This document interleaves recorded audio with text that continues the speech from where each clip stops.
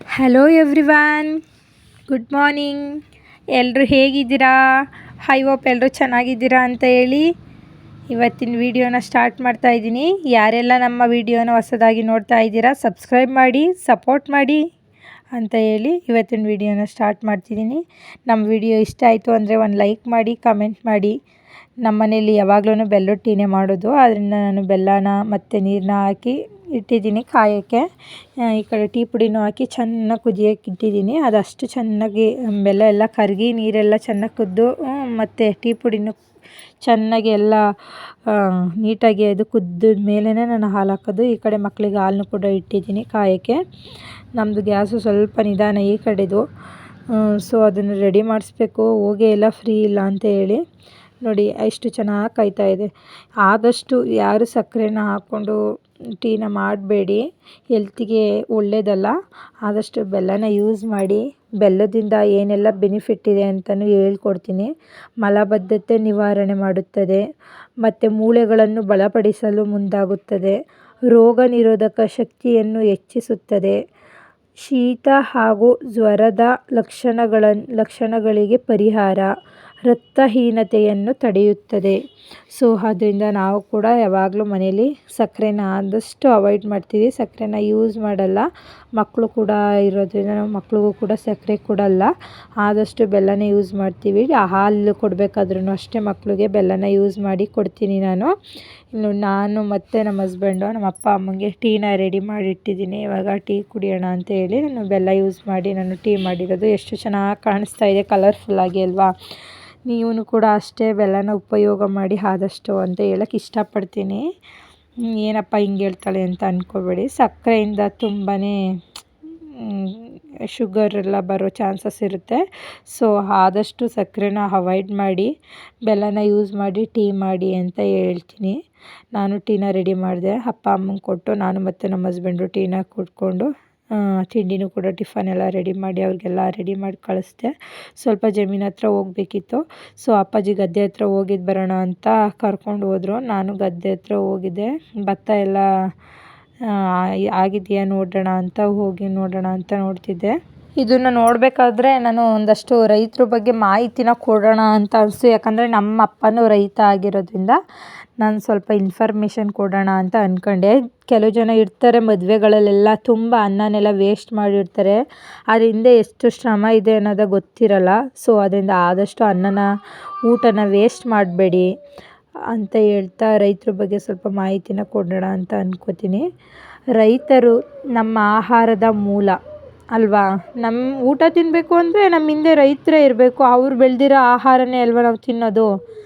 ನಮ್ಮ ದಿನನಿತ್ಯದ ಭೋಜನದ ರೈತರ ಶ್ರಮವಿದೆ. ನಮ್ಮ ದಿನನಿತ್ಯ ಜೀವನದಲ್ಲಿ ರೈತರು ಇರ್ತಾರಲ್ವ, ಅವ್ರ ಶ್ರಮನೇ ನಮಗೆ ಇರೋದು. ಪಾಪ ಅವರು ಶ್ರಮಪಟ್ಟು ನಮಗೆ ಅಕ್ಕಿ ಆಗಿರ್ಬೋದು, ಭತ್ತ ಆಗಿರ್ಬೋದು, ಗೋಧಿ ಆಗಿರ್ಬೋದು, ರಾಗಿ ಆಗಿರ್ಬೋದು ಎಲ್ಲ ಬೆಳೀತಾರೆ. ಅದನ್ನು ನಾವು ಡೈಲಿ ತಿಂತೀವಿ. ಆದಷ್ಟು ವೇಸ್ಟ್ ಮಾಡಬೇಡಿ. ಮತ್ತು ರೈತರು ದೇಶದ ಆರ್ಥಿಕ ಅಭಿವೃದ್ಧಿಗೆ ಸಹಾಯ ಮಾಡುತ್ತಾರೆ. ನಮ್ಮ ದೇಶದ ಆರ್ಥಿಕ ಅಭಿವೃದ್ಧಿಗೆ ರೈತರ ಸಹಾಯ ಇದ್ದೇ ಇರುತ್ತೆ. ರೈತರ ಪರಿಶ್ರಮದಿಂದ ಕಾರಣ ಹಾಗೂ ನಮ್ಮ ಆರೋಗ್ಯ ಜೀವನ ಸುಲಭ ಆಯ್ತಾ ಇದೆ. ರೈತರು ತುಂಬ ಪರಿಶ್ರಮ ಪಟ್ಟು ನಮಗೆ ಆದಷ್ಟು ಭತ್ತ ಆಗಿರ್ಬೋದು, ರಾಗಿ ಆಗಿರ್ಬೋದು, ಕಾಳುಗಳಾಗಿರ್ಬೋದು, ಇವಾಗ ಉದ್ದಿನಕಾಳು, ಹುರುಳಿಕಾಳು, ಬೇಳೆಕಾಳು ಇದೆಲ್ಲ ಅವರು ಶ್ರಮಪಟ್ಟು ಬೆಳೆಯೋದ್ರಿಂದನೇ ನಮ್ಮ ಜೀವನ ಆರೋಗ್ಯ ತುಂಬ ಚೆನ್ನಾಗಿದೆ. ರೈತರ ಶ್ರಮದಿಂದ ದೇಶಕ್ಕೆ ಆಹಾರದ ಭದ್ರತೆ ನೀಡುತ್ತದೆ. ಮತ್ತು ನಾವು ರೈತರಿಗೆ ಆದಷ್ಟು ಗೌರವ ಕೊಡೋಣ ಫ್ರೆಂಡ್ಸ್. ನನಗೆ ಗೊತ್ತಿರೋ ಮಟ್ಟಿಗೆ ಏನಂದರೆ ತುಂಬ ಅವರು ಉಳುಮೆ ಮಾಡಬೇಕು, ಭತ್ತ ಎಲ್ಲ ಹಾಕಬೇಕು ಅಂದರೆ ಮುಂಚೆನೇ ನಾಟಿ ಮಾಡಬೇಕು. ಮತ್ತು ಬಿಸಿಲು ಅನ್ನಲ್ಲ, ಮಳೆ ಅನ್ನಲ್ಲ, ಚಳಿ ಅನ್ನಲ್ಲ, ಹೋಗ್ತಾರೆ ಉಳುಮೆ ಮಾಡಬೇಕಾದ್ರೆ. ಅದೆಲ್ಲ ಉಳುಮೆ ಮಾಡಿಸಿ ಅದೆಲ್ಲ ನಾಟಿ ಮಾಡಬೇಕಾದ್ರೆ ಅಲ್ಲಿ ನೀರೆಲ್ಲ ಹಾಕಿ ನೋಡಿದ್ದೀನಿ. ಕಾಲಲ್ಲೆಲ್ಲ ಪಾಪ ಅವರು ಎಲ್ಲ ಇದು ಮಾಡಿ ಅದು ಮಳೆ ಬರ್ತಿದ್ರು ಪಾಪ ಅವರು ಕಷ್ಟಪಟ್ಟು ನಾಟಿ ಹಾಕ್ಸಿ ಎಲ್ಲ ಮಾಡ್ತಾರೆ. ಆದ್ರೂ ಅವ್ರಿಗೆ ಒಂದೊಂದು ಸಲ ಏನಾಗುತ್ತೆ ಅಂದರೆ ಪ್ರಕೃತಿ ಮೇಲೆ ಅವರು ಅವಲಂಬಿತವಾಗಿರ್ತಾರೆ. ಎಲ್ಲ ಪ್ರಕೃತಿಯಿಂದ ಬರೋ ಎಲ್ಲ ಸಂಕಷ್ಟಗಳನ್ನು ಎದುರಿಸಿ ಅವರು ಬೆಳೆ ಬೆಳಿಬೇಕು, ಬೆಳೆ ತೆಗಿಬೇಕು. ಆಮೇಲೆ ಬಿಸಿಲು ಅನ್ನಲ್ಲ, ಚಳಿ ಅನ್ನಲ್ಲ, ಹಗ್ಲು ಅನ್ನಲ್ಲ, ಮತ್ತು ನೈಟೆಲ್ಲ ಹೋಗಿ ನಮ್ಮ ತಂದೆ ರೈತರಾಗಿರೋದ್ರಿಂದ ನನಗೂ ಗೊತ್ತಿರುತ್ತಲ್ವ. ಸೊ ಅದರಿಂದ ನಮ್ಮ ತಂದೆನೂ ಕೂಡ ನೈಟು ನೀರೇನಾದರೂ ಅದು ಕೌಲಿ ನೀರು ಅಂತ ಬಿಡ್ತಾರಲ್ವ, ಅದೆಲ್ಲ ಕಟ್ಟಬೇಕು ಅವರು. ಅದೆಲ್ಲ ಹಾಯಿಸಿ ನೀರೆಲ್ಲ ವೇಟ್ ಮಾಡಿ ಕಾಯಬೇಕು. ಆಮೇಲೆ ಅದಕ್ಕೆ ಏನೇನು ಗೊಬ್ಬರ ಬೇಕು, ಔಷಧಿ ಬೇಕು ಎಲ್ಲ ಹೊಡಿಬೇಕು. ಬೆಳೆ ಏನಾದರೂ ಸ್ವಲ್ಪ ರೋಗ ಏನಾದರೂ ಆಗಿತ್ತು ಅಂದರೆ ಅದಕ್ಕೆಲ್ಲ ಏನೇನು ಔಷಧಿ ಎಲ್ಲ ಬರುತ್ತೆ ಅದನ್ನೆಲ್ಲ ಹಾಕಿ ಅವರು ಕೊನೆಯಲ್ಲಿ ಫೈನಲಿ 3 ತಿಂಗಳು ತನಕ ವೇಟ್ ಮಾಡಿ ಭತ್ತನ ಬೆಳೀತಾರೆ. ಅದನ್ನು ಕೂಡ ನಮಗೆಲ್ಲ ಅಂದರೆ ಎಲ್ಲ ಜನರು ಅದನ್ನೇ ಭತ್ತ ಎಲ್ಲರೂ ರೈತರು ಬೆಳೆದಿರೋ ಭತ್ತದಲ್ಲೇ ಅಕ್ಕಿ ಮಾಡಿಕೊಂಡು ನಾವು ತಿನ್ನಬೇಕು. ಸೊ ಇದೊಂದೇ ಅಂತ ಅಲ್ಲ, ಬೇರೆ ಕಬ್ಬಾಗಿರ್ಬೋದು ಮತ್ತು ಬೇರೆ ಇದು ಧಾನ್ಯಗಳಾಗಿರ್ಬೋದು, ಹುರುಳಿಕಾಳಾಗಿರ್ಬೋದು, ಉದ್ದಿನಕಾಳಾಗಿರ್ಬೋದು, ಹಸ್ರು ಕಾಳಾಗಿರ್ಬೋದು, ಈ ಥರದ್ದು ಅಷ್ಟೇ ಅವರು ಕಷ್ಟಪಟ್ಟು ಬೆಳೀತಾರೆ. ಸೊ ಅದರಿಂದ ತುಂಬಾ ಶ್ರಮ ಇರುತ್ತೆ ರೈತರದ್ದು. ಮತ್ತು ಪ್ರಕೃತಿಯ ಮೇಲೆ ಅವಲಂಬಿತರಾಗಿ ಎಲ್ಲ ಸಂಕಷ್ಟಗಳನ್ನು ಎದುರಿಸಿ ಅವರು ಬೆಳೆಯನ್ನು ಬೆಳೀತಾರೆ. ಸೊ ಎಷ್ಟು ಕಷ್ಟ ಇರುತ್ತೆ ಅಂತ ನಿಮಗೂ ಗೊತ್ತಿರುತ್ತೆ.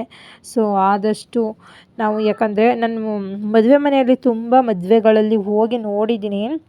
ಅವರು ಬಾಳೆ ಎಲೆ ಊಟ ಹಾಕಿರ್ತಾರೆ, ಕೆಲವೊಬ್ರು ಏನು ಮಾಡ್ತಾರೆ ಎಲ್ಲ ಅಲ್ಲಲ್ಲೇ ಬಿಟ್ಟಿರ್ತಾರೆ. ಆವಾಗ ನನಗೆ ಅದು ನೋಡಿದಾಗ ನನಗೆ ಏನು ಫೀಲ್ ಆಗುತ್ತೆ ಅಂದರೆ, ಯಾಕಂದರೆ ಅದನ್ನು ಇನ್ನೊಬ್ರಿಗೆ ಹಾಕ್ಕೊಡ್ಬೋದು, ವೇಸ್ಟ್ ಮಾಡ್ತಾರೆ ತುಂಬಾ ಅಲ್ವಾ, ವೇಸ್ಟ್ ಮಾಡ್ತಾರೆ.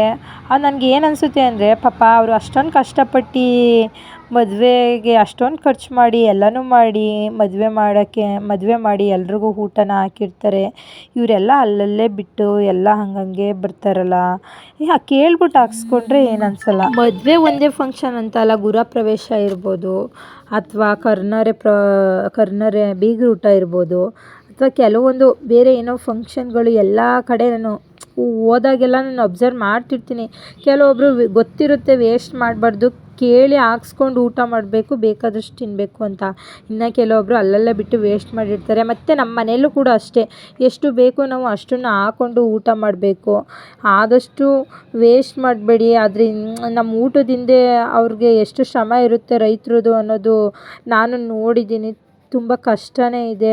ಆಮೇಲೆ ಆದಷ್ಟು ನಿಮಗೆ ಎಷ್ಟು ಬೇಕೋ ಅಷ್ಟು ಮಾತ್ರ ನಾವು ಊಟನ ಹಾಕ್ಸ್ಕೊಂಡು ಮಾಡೋಣ. ಎಲ್ಲೂ ಫಂಕ್ಷನ್ಗೆ ಹೋದ್ರೂ ಅಷ್ಟೇ, ಬೇಕಂದರೆ ಇನ್ನೂ ಒಂದು ಸಲ ಹಾಕ್ಸ್ಕೊಂಡು ಊಟ ಮಾಡಿ. ಅದು ಬಿಟ್ಟು ಬಾಳೆ ಎಲೆಲೆಲ್ಲ ಬಿಟ್ಟು ತಟ್ಟೆಲೆಲ್ಲ ಹಂಗಂಗೆ ಬಿಟ್ಟು ವೇಸ್ಟ್ ಮಾಡೋದು ಬೇಡ. ದೇವಸ್ಥಾನದಲ್ಲೂ ಕೂಡ ಅಷ್ಟೇ, ಫಂಕ್ಷನ್ಗಳಲ್ಲೂ ಅಷ್ಟೇ, ಮನೆಯಲ್ಲೂ ಕೂಡ ಅಷ್ಟೇ. ಆದಷ್ಟು ನಮ್ಗೆ ಎಷ್ಟು ಬೇಕೋ ಅಷ್ಟು ಯೂಸ್ ಮಾಡೋಣ. ಇವಾಗ ನೋಡಿ ನಮ್ಮದು ಭತ್ತ ಯಾವ ಥರ ಬಂದಿದೆ. ತುಂಬ ಚೆನ್ನಾಗಿ ಬಂದಿದೆ. ಬಟ್ ಆದರೆ ನಮಗೆ ಇವಾಗ ಕುಯ್ಲು ಮಾಡೋಕ್ಕೆ ಇನ್ನೂ ಒಂದು 15 ದಿನ ಬೇಕು ಅನಿಸುತ್ತೆ. ನಾನು ಎಲ್ಲನೂ ಒಂದು ಕಡೆಯಿಂದ ನೋಡ್ಕೊಂಡು ಬರ್ತಾ ಇದ್ದೀನಿ. ನಮ್ಮ ಅಪ್ಪನೂ ಕೂಡ ನೀನು ನೋಡ್ಕೊಂಡು ಬಾ, ನಾನು ಇಲ್ಲೇ ನಿಂತಿರ್ತೀನಿ, ನೀರೆಲ್ಲ ಇದೆಯೋ ಒಳಗಡೆ ಭತ್ತದ ಒಳಗಡೆ ಅಥವಾ ನೀರು ಹಾಕಿ ಮತ್ತೆ ನಾನು ನೀರು ಹಾಯಿಸ್ಬೇಕು ಅಂತ ಕೇಳ್ತಾಯಿದ್ರು. ಸಾಕು ಅಂತ ಅಂದ್ಕೊಂಡು ಬಂದೆ. ಸೊ ರೈತರ ಶ್ರಮ ಎಷ್ಟಿರುತ್ತೆ, ರೈತರು ಬೆಳೆದಿರೋ ಭತ್ತಲ್ಲಿ ನಾವು ಎಷ್ಟೆಲ್ಲ ಊಟ ಮಾಡ್ಬೋದು, ಯಾವ ಥರ ವೆರೈಟೀಸ್ ಊಟ ಮಾಡ್ಬೋದು. ಅದರಿಂದ ಆದಷ್ಟು ಊಟ ಮಾಡೋಣ. ಆದಷ್ಟು ನಮ್ಮ ಆಹಾರನ ಎಷ್ಟು ಬೇಕೋ ಅಷ್ಟು ಮಾತ್ರ ತಿನ್ನೋಣ, ವೇಸ್ಟ್ ಮಾಡೋದು ಬೇಡ. ತುಂಬ ಶ್ರಮ ಪಡ್ತಾರೆ ರೈತರು. ಆಮೇಲೆ 3 ತಿಂಗಳು ವೇಟ್ ಮಾಡಬೇಕು, ಅವರು ಉಳುಮೆ ಮಾಡಿ ಅದೆಲ್ಲ ಭತ್ತ ಎಲ್ಲ ಬೆಳಿಬೇಕು. ಸೊ ಅವ್ರಿಗೂ ತುಂಬ ಕಷ್ಟ ಇದೆ. ಮತ್ತು ರೈತರಿರೋದ್ರಿಂದನೇ ನಮ್ಮ ಆರೋಗ್ಯ ಜೀವನ ಸುಲಭ ಆಗಿರೋದು. ರೈತರು ಪರಿಶ್ರಮದ ಕಾರಣ ನಮ್ಮ ಆರೋಗ್ಯ ಮತ್ತು ಜೀವನ ಚೆನ್ನಾಗಿದೆ ಇವಾಗ. ಸೊ ಅದರಿಂದ ರೈತರಿಗೆ ನಾವು ಗೌರವ ಮತ್ತು ಬೆಂಬಲ ನೀಡಬೇಕು ಅಲ್ವಾ. ನಮ್ಮ ಮನೇಲೂ ಅಲ್ಲಿಂದ ಬಂದು ಅಪ್ಪ ಸ್ವಲ್ಪ ಅಕ್ಕಿ ಮಿಲ್ ಮಾಡಿಸ್ಬೇಕಿತ್ತು, ಮಾಡಿಸ್ಕೊಂಡು ಬಂದರು. ಅದನ್ನು ನಾವು ಏನು ಮಾಡ್ತೀವಿ, ಅಕ್ಕಿನ ಮಿಲ್ ಮಾಡಿಸ್ಕೊಂಡು ಬಂದ ತಕ್ಷಣ ಅದನ್ನು ಹಂಗೇ ಸ್ಟೋರೇಜ್ ಮಾಡಿ ಇಡೋಲ್ಲ ನಾವು. ಸ್ವಲ್ಪ ಆರಾಕ್ತೀವಿ ನೀಟಾಗಿ. ಒಂದು 2 ಅವರ್ 3 ಅವರ್ ಆದರೂ ಅದು ಆರಬೇಕು ಅಕ್ಕಿ.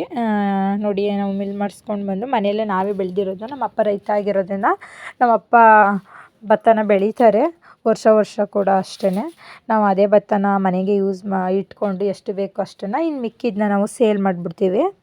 ನಮಗೆ ಎಷ್ಟು ಬೇಕೋ ಅಷ್ಟನ್ನು ಒಂದು ವರ್ಷಕ್ಕಾಗೋಷ್ಟು ಭತ್ತನ ಇಟ್ಕೋತೀವಿ.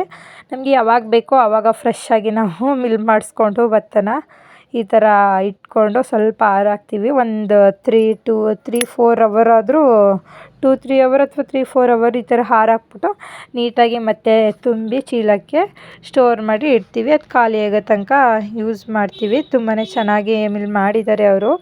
ಏನು ಭತ್ತ ಇದು ಮಾಡಿಲ್ಲ ಅವರು, ಚೆನ್ನಾಗಿ ಮಾಡಿದರು ಅಂತ ನೋಡ್ತಾ ಇದ್ದೆ. ಅದನ್ನೆಲ್ಲ ನೀಟಾಗಿ ಹಾರಾಕೋಣ ಅಂದ್ಬಿಟ್ಟು ನೀಟಾಗಿ ಒಂದು ಕಡೆಯಿಂದ ಹಾರಾಕಿದೆ. ನನ್ನ ಮಕ್ಕಳು ಬಂದುಬಿಟ್ರೆ ಎಲ್ಲ ಗಲಿಬಿಲಿ ಮಾಡಿಬಿಡ್ತಾರೆ, ಅದನ್ನೆಲ್ಲ ಇದು ಮಾಡ್ತಾರೆ. ಅದರಿಂದ ಸಣ್ಣ ಭತ್ತ ಬೆಳೆದಿದ್ರಲ್ಲ ಮನೆಗೆ ಚೆನ್ನಾಗಿರುತ್ತೆ ಅಂತೇಳಿ ಹಾರಾಕಿದ್ವಿ.